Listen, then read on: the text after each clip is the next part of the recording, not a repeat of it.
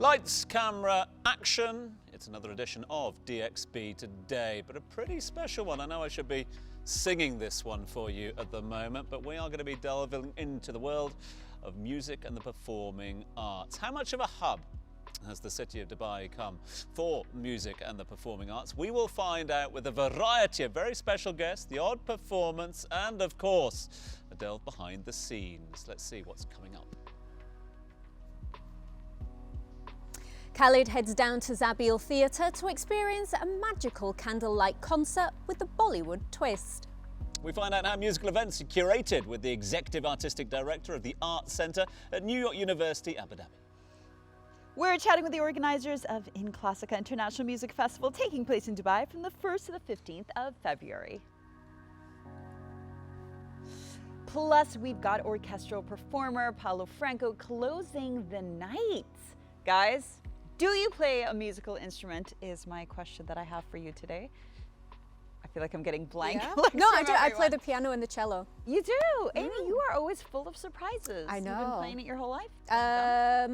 Piano, I still play. Cello, not so much these days. Until tonight, you know. Surprise! We just so happen to have a perfectly tuned cello for you to use a little later on. So who knew this was your episode, Amy? Yes. You've been waiting all these years. Finally. How about you, Tom? No, I started the double bass when I was at school. I come from quite a musical family. I don't know what a double bass is. I know what a bass is. Are we talking like a? I'm afraid to keep talking now. What is a double bass? Double bass is like a super big cello. A big cello. Oh, okay. I was thinking bass guitar, and then you're like a double. I have no idea what a double bass is. So yeah, don't think that so much guitar. It's more orchestral music. Okay. So classical and orchestral music, with the double bass, you'd see more of those in it. Based on our conversation right now, I should just leave because I have no idea what's going to happen tonight. I did play the flute, but for only 2 years. Okay. Not much of a musical ear. What about? I mean, I know your husband plays the guitar. Are your boys like musical? I don't know. Yeah, it's big in our house. My husband makes up songs and plays the guitar every night. It's a family thing, as cheesy as it sounds, but is integral part of our bedtime routine. Okay, so sing us a song. We sing as well. No, I don't sing well. I massage the boys while they sleep. He does the singing and the playing. Wow. Oh, okay. A real window into what goes on in your household of an evening. Looking forward to this evening though, because I think when I first got here, you could literally count, not just on one hand, but almost on a couple of fingers, the number of centres that were dedicated to the arts, be it musical, performing, back in the day. The amount that this particular landscape in this particular area of the arts has grown, the investment that's gone into this side of things has been quite honestly phenomenal in years gone by, and it's amazing to see some of the talent that's being generated here now, and some of the talent that's being encouraged, and some of the great talent that's coming over to educate and unearth the talent of tomorrow. I think this is an exciting episode. Well, I feel like I have a lot to learn, and I specifically have a lot to learn from our guest co-host today. It was perfect for our episode. Let's find out who it is.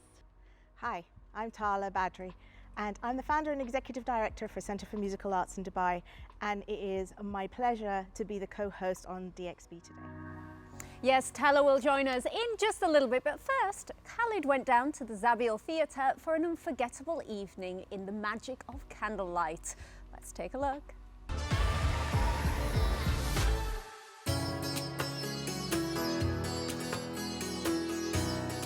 Hey everybody, I'm here at Zabeel Theatre where I'm going to embark on a multi-sensory experience with the Candlelight concert, and we get to talk to the people who created this magical experience. I'm here with Miriam, the project manager of Candlelight Concert. Well, it's a pleasure having you with us. Tell us everything that we need to know about the Candlelight Concert. Thank you for having me here today. Candlelight is actually a series of classical music concerts. We are actually present in more than 200 cities around the world, and we have piano performances, string quartet performances, we have local performances, so we have a lot of different options available. And what makes Candlelight really unique is first the ambiance that is created by the flickering glow of the candles. It really creates an intimate, cozy atmosphere. And we have these anecdotes that the performers share with the audience about the composers, about the music itself, and that really allows the musicians to connect with the audience. So what unique thing can we expect from tonight's concert? So tonight we can expect some really colorful performances from our dancers, Sarah Pinto, and also a great music performance from Nabil Khan and his musicians. Well, it sounds very exciting and I cannot wait to see the concert myself tonight.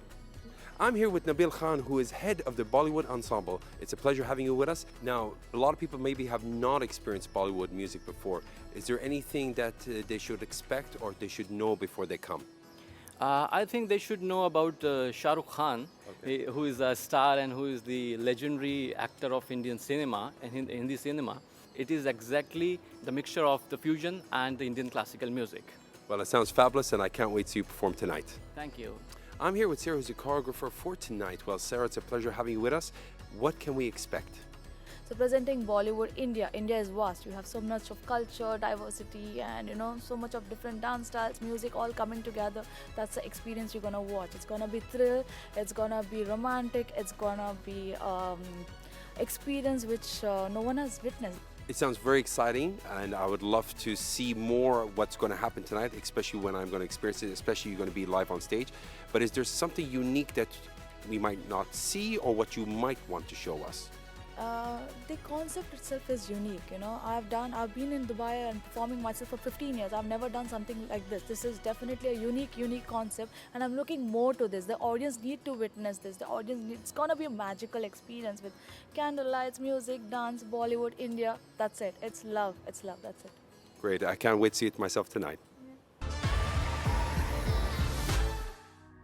thanks to Khalid for that piece, setting the tone for our performing a musical arts special. So, on to our guest co-host today, who is the founder of a leading music centre here with a vision to nurture musical minds and talents through their programmes. Please welcome the founder of the Centre for Musical Arts, Tala Badri. Good to see you yet again. Thank you. We're just reflecting on the fact it's been a while, hasn't it? It has, 13 years. But 13 years, but isn't that, I mean, talk about coincidence. 13 years since we last... To the day. To the day. To the day. To the very Yes, day. To the very day. That In we sat down Studio One. to talk about, Yeah. on Studio One, on the same channel, on Dubai One, Yes. to talk about the emergence of Yeah. musical arts and performing arts here and centres such as yourselves. Now, you were talking back then about, your sort of vision, your need to set up that sort of hub, if you like, for talent, to nurture the talent moving forward. Talk to me about the journey, not every single day of the journey, but how's the journey been? Did it take convincing a few people? It did in the beginning, but I think, and you will have seen in the UAE as a whole, a huge blossoming of music and schools opening and children learning, but not just children, adults learning as well. And then with the opening of Dubai Opera, with all the music that's coming in and all the different festivals and just so much going on.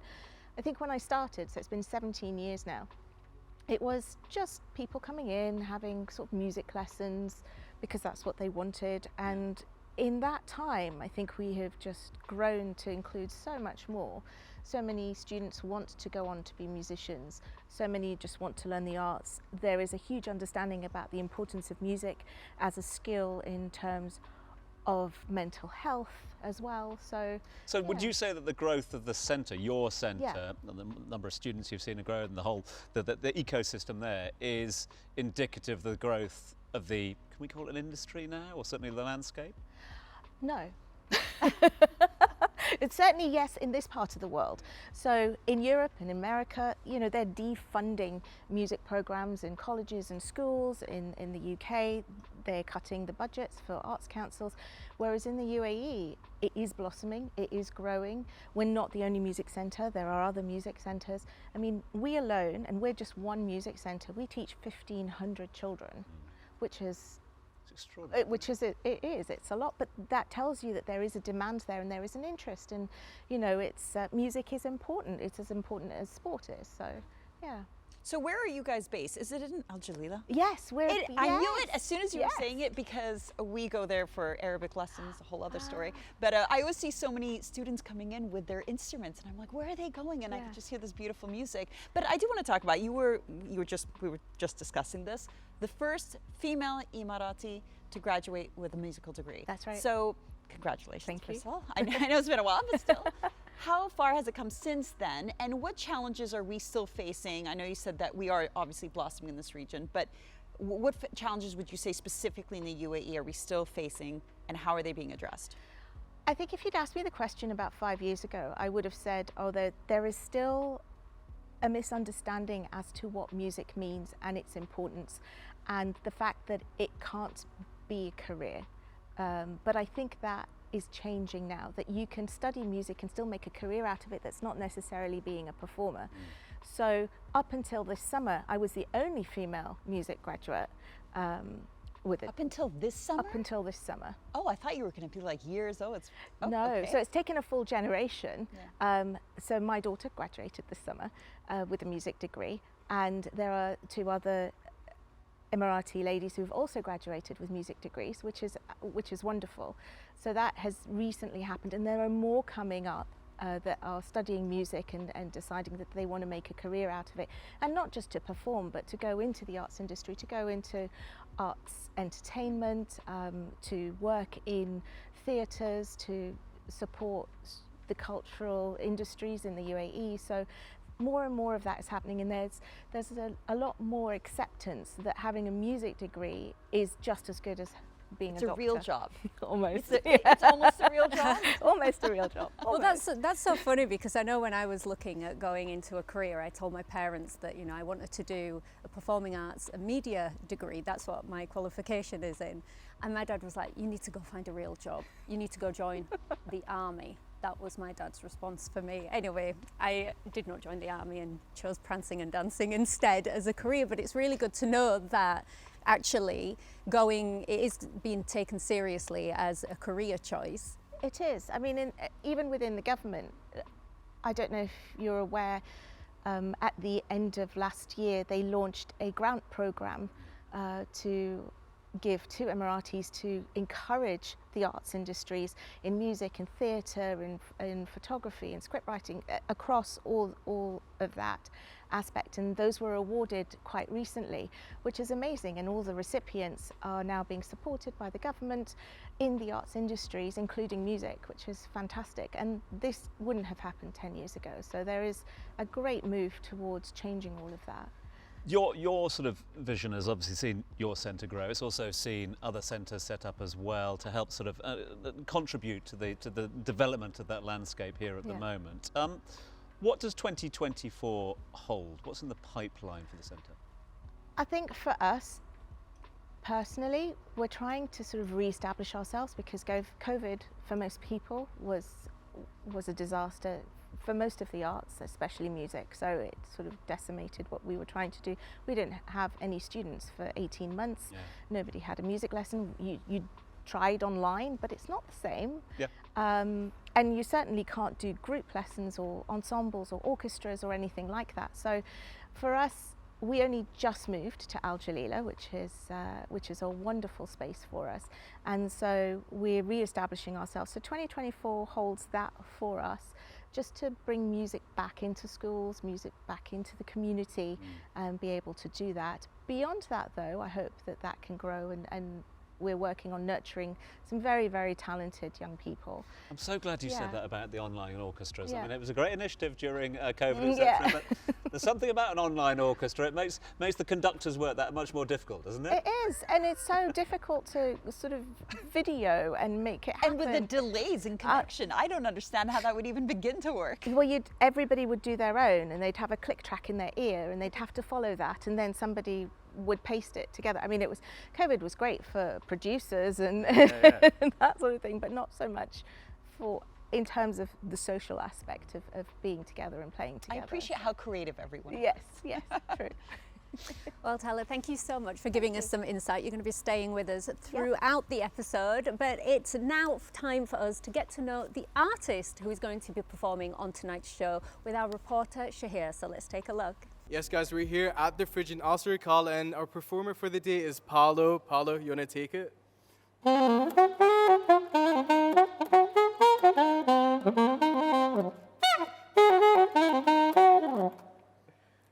For more of that, tune in towards the end of the show. After the break, we discuss the lineup of the world's biggest music observatory, the In Classica International Music Festival. Stay right there.